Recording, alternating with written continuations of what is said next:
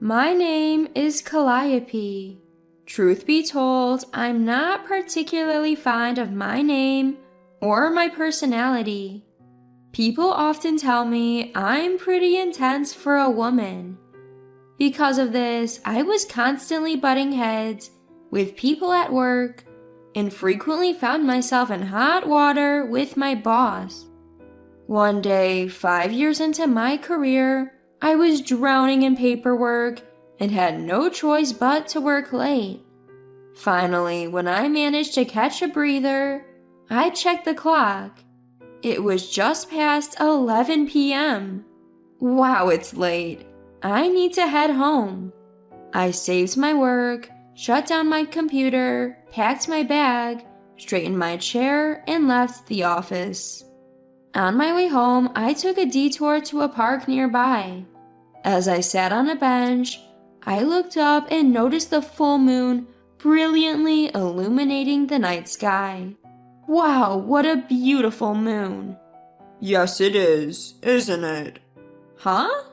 Startled by the sudden response, I glanced to my side and saw someone sitting next to me, apparently reacting to my mutterings. When I hesitated to reply, he looked at me and grinned. Working late, huh? Yeah, I said. For some reason, his face felt reassuring, even though I was pretty sure we'd never met before. Just then, he stood up and said, It's getting late. Are you okay with heading home this late? Startled, I checked my watch. It was 11:40 p.m. Yikes, I gotta go. As I started running, he waved goodbye. I looked back a few times, but he was gone. That was how I met my now husband, Zeppelin. A few months had passed since that mysterious encounter. I was yearning to see him again, enveloped as he was in an intriguing aura. But as time ticked away, a month, then another, it seemed our paths would never cross. Just when I started thinking we might never meet again, out of the blue, I got called into the boss's office. Was I in trouble? I wondered, a bit nervous. When I arrived, I saw a familiar face. Ah, it's you. Hello again. Mr. President, what's going on here? He's the son of my mentor. He came by to return something you dropped.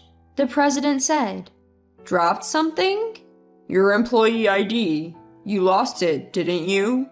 Yes, I did. To be honest, I had no memory of losing it, but I agreed to keep the conversation flowing. Then the guy who was standing next to the president asked, Could we talk privately? He motioned for the president to leave the room.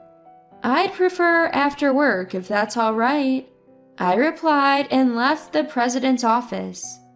Once work was over, he was waiting for me outside the building. Thanks for earlier, he greeted me.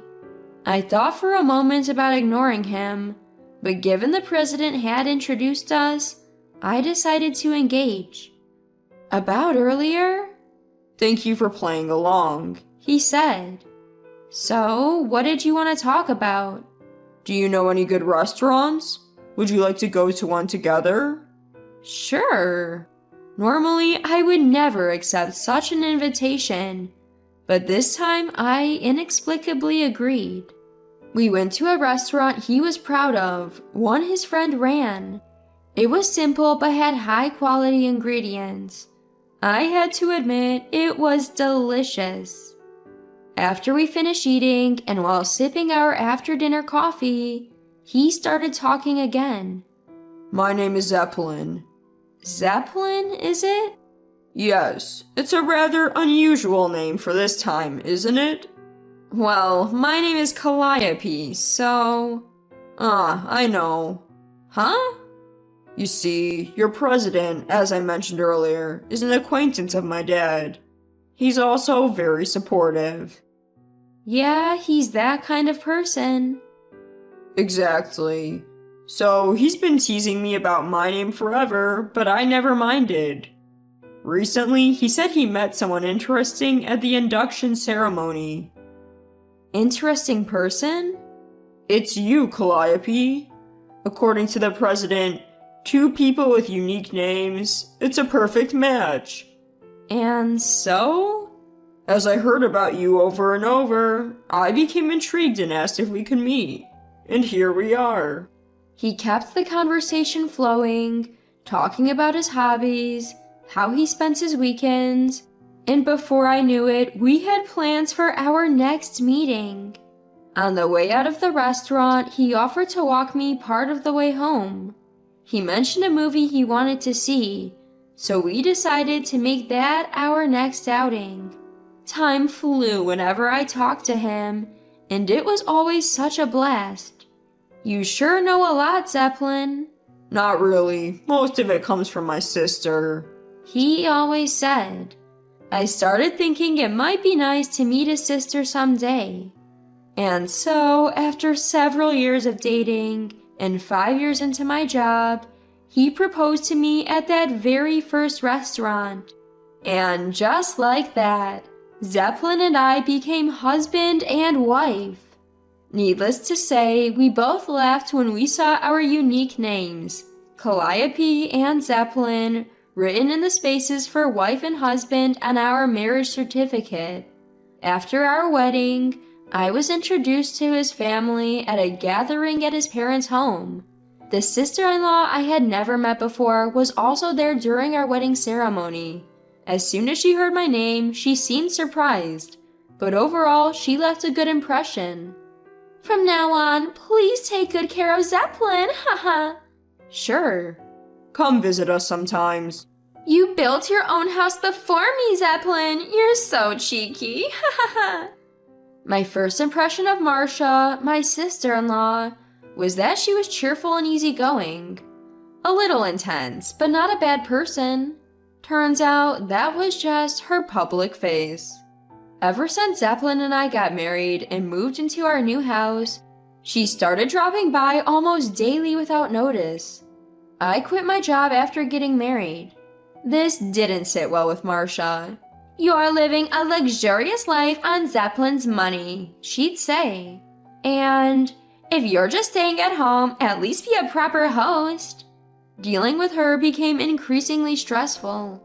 To cope, I started pretending I was not home every 3 visits.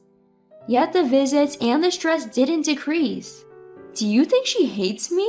I don't think so. But the harassment continued and my health finally broke down. I ended up in the hospital. Zeppelin did confront her, but her response made no sense. Why shouldn't I, when Calliope has so much more despite that weird name? Zeppelin only apologized. Sorry. While I was in the hospital, I asked my husband to discreetly find out why my sister-in-law seemed to have a problem with me. My husband said, Got it. And by the time I was discharged, we finally understood why she had been giving me a hard time. Do you really want to know? Yes, tell me. She was jealous that we had a lavish wedding. She wanted to make your life stressful so you wouldn't feel happier. Wow, really? I'm so sorry. Enough with the apologies. I'll get my revenge on her. I wanted to get along, but if she's not interested, oh well. Don't do anything crazy, okay? Without responding to my husband's words, I just grinned and focused on getting ready to leave the hospital. My sister-in-law, driven by jealousy, had been giving me a hard time. It was such a shame because I had a great relationship with my in-laws. Well, it is what it is. I reached out to Dad, who I'd heard was her direct supervisor when we got married, and asked for his assistance. Dad was more than willing to help, and so I diligently moved ahead with my plans, all in preparation for a moment that was bound to come. About a year after my hospitalization due to stress, sister-in-law's wedding discussion surfaced. As expected, she asked my dad to give a speech at her wedding. Dad declined just as I had advised him to. I thanked my dad and decided that neither we nor our parents would attend her wedding. Word somehow got out that my dad wasn't attending, and it spread like wildfire through sister-in-law's workplace. As a result, many of her coworkers refused to attend, saying, "If her boss isn't going, then neither are we." Sister-in-law had planned to invite about 100 people, including coworkers, but now her side of the venue was practically empty. She faced backlash not just from her groom, but also from his family. Sister-in-law was visibly pale. In a panic, she called me, but I left a voice message saying, "Congratulations on your wedding. We are traveling and will get back to you once we return." My dad covered the trip costs as a wedding gift he didn't have to give to sister-in-law. Haha, thanks, Dad. When we returned, I headed to my in-laws to drop off souvenirs, and lo and behold, sister-in-law was standing at the front door. From the car, she looked like she was possessed. When I pointed her out to my husband saying, "Hey, isn't that sister-in-law?" he suggested, "Should we turn back?" I decided to proceed. "Hi, sister-in-law. This is not a high situation. Congratulations on your wedding." "Congratulations." "Congratulations? Are you kidding me? Your father, who was supposed to give a speech, suddenly backed out. And because you guys didn't show up, half the seats at the venue were empty. It was an absolute disaster of a ceremony. Make it up right now." Hearing my sister-in-law erupt in anger like this, my husband stepped in saying, "It's not Calliope's fault, you know." Hearing that, sister-in-law snapped.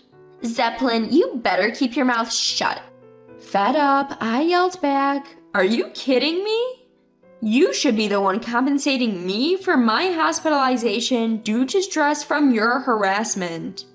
"Well, I have medical reports to prove it, so be my guest if you want to take this further." "That's because I was envious of you. You had everything I wanted." "I heard your wedding was called off halfway." "Yes, it was supposed to be a special day." Sister-in-law starts crying as she says this. I can't help but feel guilty and think to myself, I'm the one who should be crying here, while staring at sister-in-law. Then my husband, who has been watching the whole time, joins the conversation. "Sis, What is it?" I'm sorry about the wedding. That was overboard on my part. But what you did to Calliope is even worse.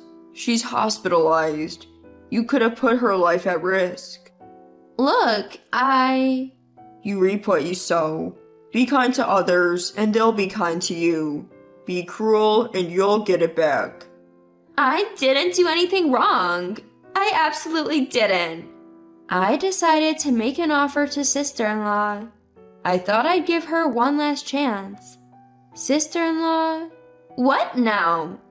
"If you change how you act and what you say to me, I'll make amends for the wedding fiasco. How does that sound?" You showed up uninvited, rummaged through our stuff, complained about what was prepared for you, and spoke ill of others. I want you to fix that." "Okay, but..." "Sis?" "Fine, I'll be more careful. I'm sorry." I'll talk to Dad then." Sister-in-law looked at me with her tear-streaked face, showing a glimmer of regret. I'm not thinking of this as revenge, but she promised to be careful. So let's see how it goes. A few months later, sister-in-law and I, having reconciled for now, decide to redo her wedding, thanks to my arrangements. We rent a small church through a friend of mine. Sister-in-law was fussing about her plain wedding dress, but she shut up when I said, "Should we call it off? Haha." The ceremony was the most beautiful one I've ever seen. Sister-in-law seemed to enjoy herself, and happily showed off her wedding dress to our parents. Of course, my dad gave the wedding speech.